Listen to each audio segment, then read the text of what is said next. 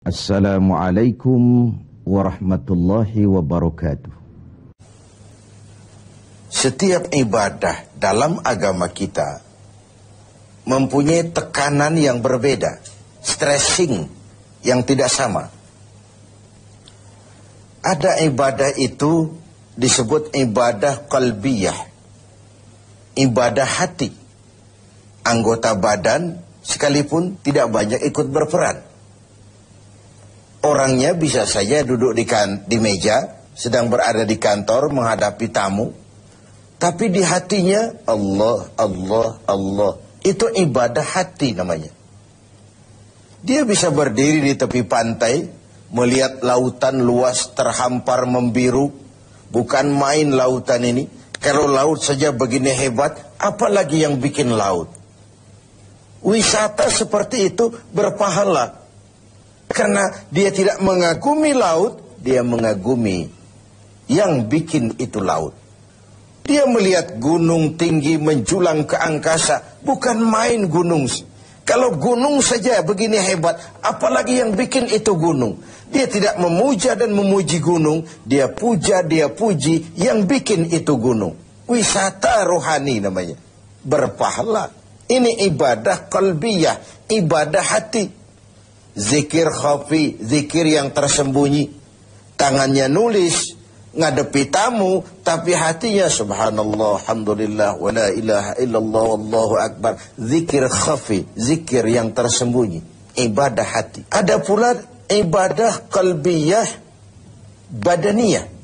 Selain hati, anggota badan. Harta tidak terlalu berperan. Tidak terlalu berperan. Misalnya puasa yang sedang kita kerjakan ini.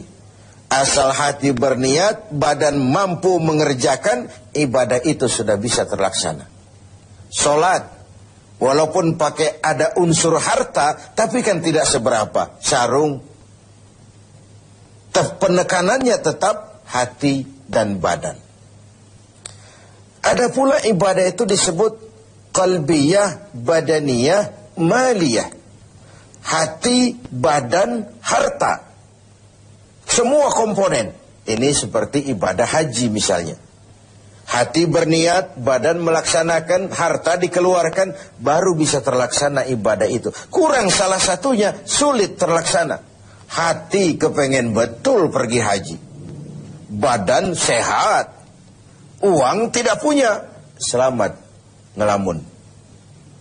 Uang banyak. Badan sehat, hati tidak kepengen. Oh, liburan akhir tahunnya sih New York, London, Paris, Rome. Tapi ke Mekah tidak pernah sampai. Nah, yang mau kita bicarakan sore ini, ibadah yang justru tekanannya kepada harta, disebut ibadah maliyah. Ibadah harta. Memang harta yang diminta untuk dikeluarkan dalam melaksanakan ibadah itu. Yaitu zakat, infak, dan sedekah. Kesenjangan yang alami adalah sunnatullah. Quran menjelaskan itu. Kami lebihkan rezeki sebagian kamu dari yang lain. Ada yang kaya, ada yang miskin. Ada yang alim, ada pula yang awam. Itu sunnatullah, itu natural of law. Kenapa kesenjangan kita permasalahkan? Karena kesenjangan yang terjadi, kesenjangan struktural. Kita juga menyadari bahwa pemerataan bukan menciptakan manusia Indonesia dengan standar ekonomi yang sama ala komunisme. Rumahnya sama semua, semua punya mobil, semua gajinya sekian. Tidak. Allah melebihkan rezeki sebagian kamu dari yang lain. Bukan persamaan model komunisme. Kesenjangan adalah sunnatullah. Allah lebihkan rezeki sebagian kamu dari yang lain. Pemerataan yang kita harapkan adalah terciptanya peluang dan kesempatan. Artinya kalau yang kaya bisa semakin kaya, kenapa yang miskin tidak bisa ikut naik jadi sedikit lebih maju? Yang sudah maju lebih maju lagi. Terbuka peluang untuk kesempatan adanya. Nah, untuk itu Islam memberikan tuntunan. Di dalam hartamu itu, walaupun dia hasil keringatmu, pergi pagi, pulang sore, peras keringat, banting tulang, bekerja, dengan segala kemampuan yang ada, di dalam hartamu itu, di sana ada hak yang lain. Ada hak bagi yang lain. Dan hak itu harus dikeluarkan. Dalam bentuk apa? Dalam bentuk zakat dengan hitungan yang tertentu untuk kelompok orang yang tertentu juga. Apa manfaatnya? Nabi bersabda, zakku amwalakum bizzakah. Bersihkan hartamu dengan zakat. Zakku amwalakum bizzakah. Bersihkan hartamu dengan zakat. Yang dimaksud di sini tentu kalau dalam harta yang kita cari itu bercampur dengan yang haram sedikit, ada yang tidak jelas sedikit, ada yang terkena syak, ragu-ragu sedikit, itu yang dibersihkan dengan zakat. Ada yang menggunakan dalil tadi secara salah. Kita korupsi saja, nanti kita zakatkan. Kan katanya Nabi, zakku amwalakum bizzakah. Bersihkan hartamu dengan zakat. Jadi kalau sudah kita zakatkan, bersih sudah. Itu kan politik money laundry. Dan itu tidak dikenal. Baju yang kita bersihkan itu baju yang kena kotoran.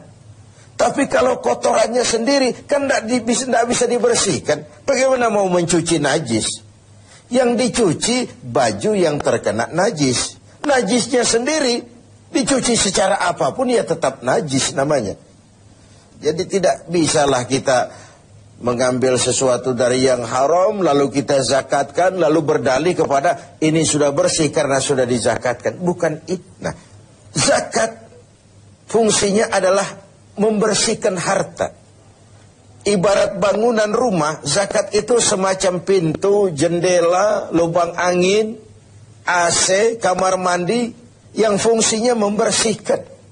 Membersihkan harta kita kalau dia zakat mal. Membersihkan jiwa kita kalau dia zakat fitrah. Membersihkan tanam-tanaman kita kalau dia zakat zuru'. Membersihkan barang tambang kita kalau dia zakatul ma'adin. Dan seterusnya, dan seterusnya. Nah, kalau kita tidak laksanakan, tidak kita tunaikan, maka Allah akan mencabut keberkahan dari harta yang kita miliki itu. Untuk zakat memang ada haul, ukuran waktunya, dan nisab, ukuran dari jumlah yang harus dikeluarkannya. Terikat dia oleh haul dan nisab. Sedangkan infak tidak ada nisabnya, tidak ada ukuran berapa harus dikeluarkan, tapi dia terikat oleh sebuah kondisi. Objek sedang berhasil, rezeki sedang lancar, atau mendapat sesuatu yang rezeki yang tidak disangka-sangka, infak. Sedekah tidak terikat apapun, anytime kita bisa melakukannya. Ini ketiganya baik zakat, infak, sedekah disebut ibadah maliyah, ibadah harta, ibadah yang memang tekanannya kepada harta itu. Pemirsa TV7 yang berbahagia, keberkahan terletak pada bagaimana kita mencari harta dan membelanjakannya dengan benar. Keberkahan terletak pada mereka yang menerima, mendoakan kita. Bersyukurlah manusia kalau dia oleh Allah dijadikan berfungsi sebagai keran air yang menyimpan tapi tidak untuk dirinya, menyimpan tapi disalurkan kepada mereka yang memang memerlukannya. Bagian dari pendidikan puasa adalah tumbuhnya kepekaan sosial. Kepekaan melahirkan kepedulian, dan kepedulian dibuktikan di minggu-minggu akhir Ramadan ini dengan kewajiban membayar zakat, infak, setidaknya sedekah. Nah, pada sisi lain, ketika ada ajaran untuk mengeluarkan zakat, ini kan sebenarnya sudah anjuran juga dari Islam. Kau harus punya ekonomi yang kuat supaya kau bisa bayar zakat. Kau harus jadi berhasil, kau harus jadi orang mampu, kau harus mapan supaya kau bisa bayar itu zakat. Tangan di atas lebih baik daripada tangan di bawah. Memberi lebih baik daripada meminta. Walaupun kedua-duanya tentu kalau sama-sama ikhlasnya pun bukan hal yang hina. Pemirsa TV 7 yang berbahagia. Ada kaidah lil wasail hukmul maqasid. Alat dan tujuan menduduki hukum yang sama. Kalau kita diperintahkan sholat dan menutup aurat lebih dahulu sebagai syarat sahnya sholat, kan kita disuruh sama dengan tidak langsung, kau harus punya industri tekstil supaya haji kau bisa ihram. Supaya sholat kau bisa pakai sarung, kau harus punya industri tekstil. Kau pergi haji kemana? Ke Mekah. Kau harus kuasai teknologi canggih, bikin pesawat, karena kau nggak mungkin berenang dari Indonesia ke Jeddah. Kau harus bayar zakat. Itu artinya apa? Kau harus punya ekonomi yang mapan. Kau harus berhasil supaya kau jadi pelaksana zakat, bukan penerima zakat. Kalaupun hari ini, tahun ini berdiri pada barisan yang menerima zakat, tanamkan di hati, sekarang saya pada barisan yang menerima zakat. Saya akan berjuang sepenuhnya agar tahun depan saya pindah menjadi orang yang membayar dan mengeluarkan zakat. Semoga di akhir Ramadan minggu ini kita dapat melaksanakan ibadah harta sesuai dengan kemampuan kita masing-masing.